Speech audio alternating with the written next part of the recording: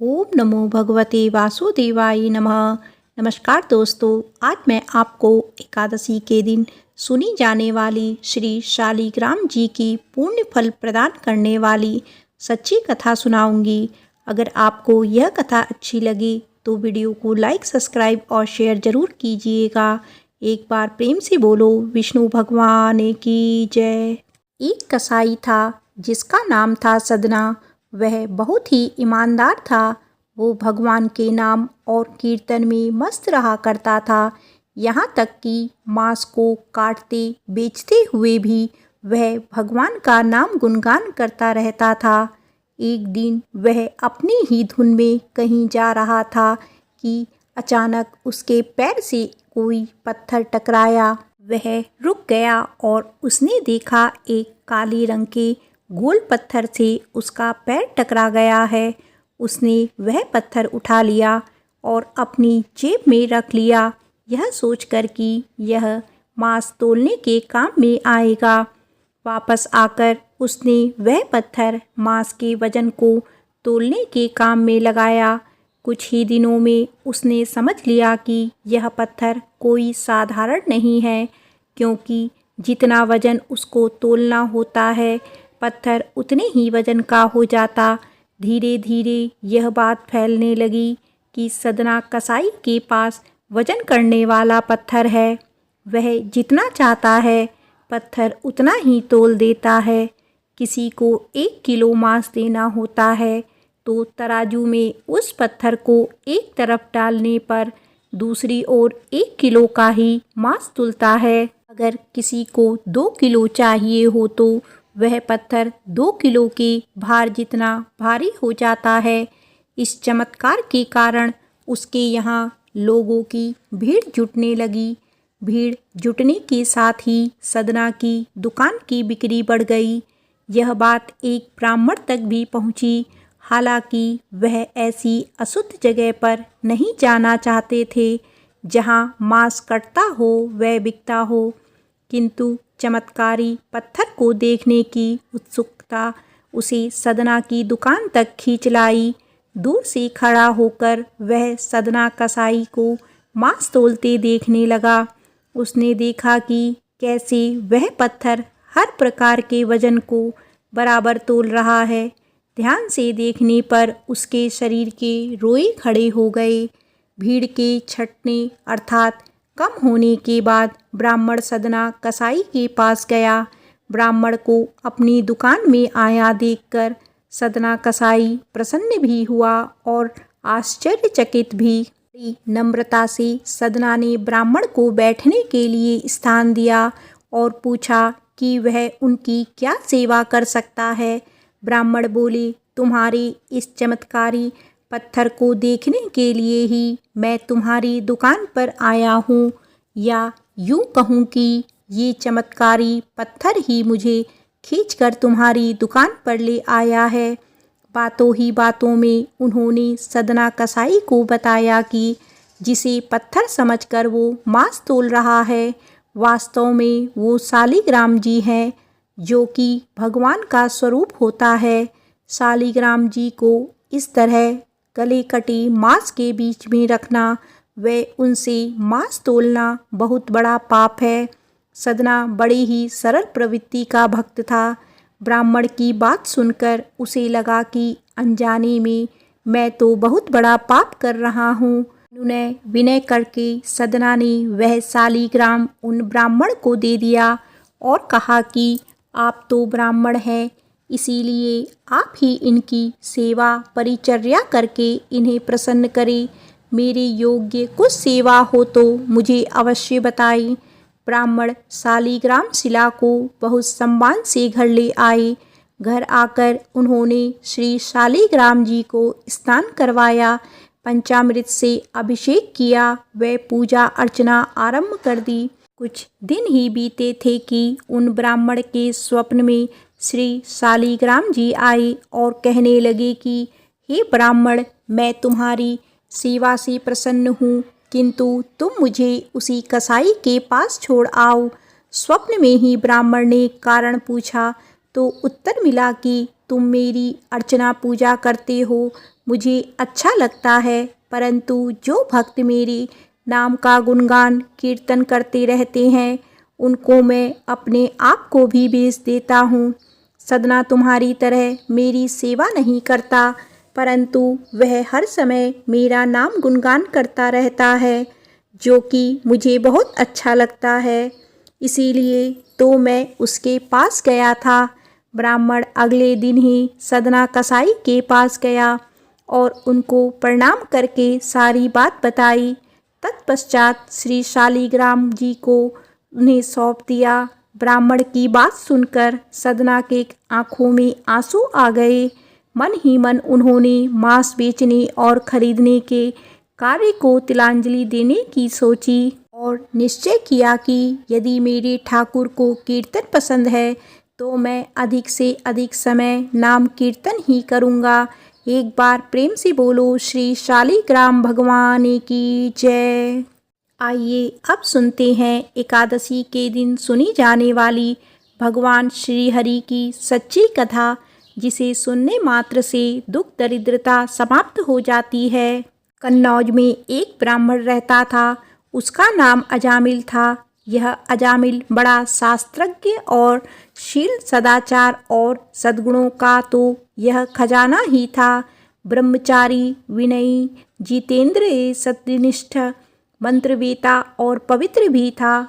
इसने गुरु, संत, महात्माओं सबकी सेवा की थी। एक बार अपने पिता के आदेशानुसार वन में गया और वहाँ से फल फूल, समृद्धा तथा कुछ लेकर घर के लिए लौटा। लौटते समय इसने देखा कि एक व्यक्ति मदिरा पीकर किसी वेश्या के साथ विहार कर रहा है। वेश्या भी शराब पीकर मतवाली हो रही है। अजामिल ने पाप किया नहीं, केवल आंखों से देखा और काम के वश में हो गया। अजामिल ने अपने मन को रोकने की बहुत कोशिश की, लेकिन नाकाम रहा। अब यह मन ही मन उसी वेश्या का चिंतन करने लगा और अपने धर्म से विमुख हो गया। अजामिल सुंदर सुंदर वस्त्र, आभूषण आदि वस्तुएं जिनसे वह प्रसन्न होती थी ले आता था। यहाँ तक कि इसने अपने पिता की सारी संपत्ति देकर भी उसे उल्टा को रिझाया। यह ब्राह्मण उसी प्रकार की चेष्टा करता रहा जिससे वह वेश्या प्रसन्न हो। इस वेश्या के चक्कर में इतने अपने कुलीन नवयुवती और विवाहिता पत्नी तक का परित्याग कर दिया और उस वेश्या के साथ रहने लगा। इसने बहुत दिनों तक वेश्या के मल समान अपवित्र अन्न से अपना जीवन व्यतीत किया और अपना सारा जीवन ही पापमय कर लिया। यह कुबुद्धि न्याय से अन्याय से जैसे भी जहाँ कहीं भी धन मिलता वहीं से उठा लाता और उस वेश्या के बड़े कुटुंब का पालन करने में ही व्यस्त रहता था। चोरी से, जुए से और धोखाधड़ी से अपने परिवार का पेट पालता था। एक बार कुछ संत इसके गांव में आए। गांव के बाहर संतों ने कुछ लोगों से पूछा कि भैया किसी ब्राह्मण का घर बताइए, हमें वहाँ पर रात गुजारनी है। इन लोगों ने संतों के साथ मजाक किया और कहा, संतों हमारी गांव में तो एक ही श्रेष्ठ ब्राह्मण है जिसका नाम है अजामिल और इतना बड़ा भगवान का भक्त है कि गांव के अंदर नहीं रहता, गांव के बाहर ही रहता है। अब संत जन अजामिल के घर पहुँचे और दरवाज़ा खटखटाया। भक्त अजामिल दरवाज़ा खोलो। जैसे ही अजामिल ने आज दरवाज़ा खोला तो संतों के दर्शन करते ही मानो आज अपने पुराने अच्छे कर्म उसे याद आ गई।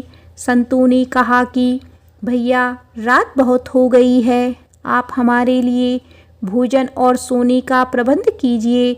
अजामिल ने सुंदर भोजन तैयार करवाया और संतों को करवाया। जब अजामिल ने संतों से सोने के लिए कहा तो संत कहते हैं, भैया हम प्रतिदिन सोने से पहले कीर्तन करते हैं, यदि आपको समस्या ना हो तो हम कीर्तन कर लें। अजामिल ने कहा, आप ही का घर है महाराज, जो दिल में आए सो करो। संतों ने सुंदर कीर्तन प्रारंभ किया। और उस कीर्तन में अजामिल बैठा। सारी रात कीर्तन चला और अजामिल की आंखों से खूब आंसू गिरे, मानो आज आंखों से आंसू नहीं पाप धुल गए हैं। सारी रात भगवान का नाम लिया। जब सुबह हुई, संत जन चलने लगे तो अजामिल ने कहा, महात्माओं, मुझे माफ़ कर दीजिए, मैं कोई भक्त नहीं हूँ, मैं तो एक महापापी हूँ। मैं वेश्या के साथ रहता हूँ और मुझे गांव से बाहर निकाल दिया गया है। केवल आपकी सेवा के लिए मैंने आपको भोजन करवाया, नहीं तो मुझसे बड़ा पापी कोई नहीं है। संतों ने कहा, अरे अजामिल, तूने ये बात हमें कल क्यों नहीं बताई? हम तेरे घर में रुकते ही नहीं। अब तूने हमें आश्रय दिया है तो चिंता मत कर। ये बता, तेरे घर में कितने बालक हैं? अजामिल ने बता दिया कि महाराज 9 बच्चे हैं और अभी ये गर्भवती है। तूने कहा कि इस बार जो तेरी संतान होगी वो तेरे पुत्र होगा और तू उसका नाम नारायण रखना, जा तेरा कल्याण हो जाएगा। संत जन आशीर्वाद देकर चले गए। समय बीता, उसके पुत्र हुआ, नाम रखा नारायण। अजामिल अपने पुत्र नारायण में बहुत आसक्त था। अजामिल ने अपना पूरा संपूर्ण हृदय अपने बच्चे नारायण को सौंप दिया था। हर समय अजामिल कहता था कि नारायण भोजन कर लो, नारायण पानी पी लो, नारायण तुम्हारा खेलने का समय है, तुम खेल लो। हर समय नारायण नारायण करता था। इस तरह 88 वर्ष बीत गए। वह अतिशय मूढ़ हो गया था। उसे इस बात का पता ही ना चला कि मृत्यु मेरे सिर पर आ पहुंची है। अब वह अपने पुत्र बालक नारायण के संबंध में ही सोचने विचारने लगा। इतने में ही अजामिल ने देखा कि उसे ले जाने के लिए यमराज के दूत आए हैं और वह नारायण नारायण पुकारने लगा। भगवान के पार्षदों ने देखा कि यह मरते समय हमारे स्वामी भगवान नारायण का नाम ले रहा है, उनके नाम का कीर्तन कर रहा है। अतः वे बड़े वेग से झटपट वहाँ आ पहुँचे। उस समय यमराज के दूत दासीपति अजामिल के शरीर में से उसके सूक्ष्म शरीर को खींच रहे थे। विष्णु दूतों ने बलपूर्वक रोक दिया। उनके रोकने पर यमराज के दूतों ने उनसे कहा, अरे धर्मराज की आज्ञा का निषेध करने वाले तुम लोग हो कौन? तुम किसके दूत हो? कहाँ से आए हो? और इसे ले जाने से हमें क्यों रोक रहे हो? यमदूत ने इस प्रकार कहा। तब भगवान नारायण के आज्ञाकारी पार्षदों ने हंसकर कहा, यमदूतों, यदि तुम लोग सचमुच धर्मराज के आज्ञाकारी हो तो हमें धर्म का लक्षण और धर्म का तत्व सुनाओ। का पात्र कौन है? यमदूतों ने कहा, वेदों ने जिस कर्मों का विधान किया है वे धर्म है और जिनका निषेध किया है वे अधर्म है। वेद स्वयं भगवान के स्वरूप हैं। वे उनके स्वाभाविक श्वास प्रवास एवं स्वयं प्रकाश ज्ञान है, ऐसा हमने सुना है। पाप कर्म करने वाले सभी मनुष्य अपने अपने कर्मों के अनुसार दंडनीय होते हैं। भगवान श्री हरि विष्णु जी के पार्षदों ने कहा, यमदूतों, यह बड़े आश्चर्य और खेद की बात है कि धर्मज्ञों की सभा में अधर्म प्रवेश कर रहा है, क्योंकि वहाँ निरपराध और अदंडनीय व्यक्तियों को व्यर्थ में ही दंड दिया जाता है। यमदूतों, इनके कोटि कोटि जन्मों की पाप राशि का पूरा पूरा प्रायश्चित कर लिया है, क्योंकि इसने विवश होकर ही सही भगवान के परम कल्याण में मोक्षप्रद नाम का उच्चारण किया है। जिस समय इसने नारायण इन 4 शब्दों का उच्चारण किया, उसी समय केवल इतने से ही इस पापी के समस्त पापों का प्रायश्चित हो गया। चोर, शराबी, मित्रद्रोही, ब्रह्मघाती, गुरुपत्नीगामी ऐसे लोगों का सत्संगी, स्त्री, राजा, पिता और गाय को मारने वाला, चाहे जैसा और चाहे जितना बड़ा पापी हो, सभी के लिए यही इतना ही सबसे बड़ा प्रायश्चित है कि भगवान के नामों का जाप किया जाए, क्योंकि भगवान नामों के उच्चारण से मनुष्य की बुद्धि भगवान के गुण लीला और स्वरूप में रम जाती है और स्वयं भगवान की उसके प्रति आत्मीय बुद्धि हो जाती है। तुम लोग अजामिल को मत ले जाओ, इतने सारे पापों का प्रायश्चित कर लिया है, क्योंकि इसने मरते समय भगवान के नाम का उच्चारण किया है। इस प्रकार भगवान के पार्षदों ने भागवत धर्म का पूरा निर्णय सुना दिया और अजामिल को यमदूतों के पास से छुड़ाकर मृत्यु के मुख से बचा लिया। भगवान की महिमा सुनते ही अजामिल के हृदय में शीघ्र ही भक्ति का उदय हो गया। अब वह अपने पापों को याद करके बड़ा पश्चाताप करने लगा।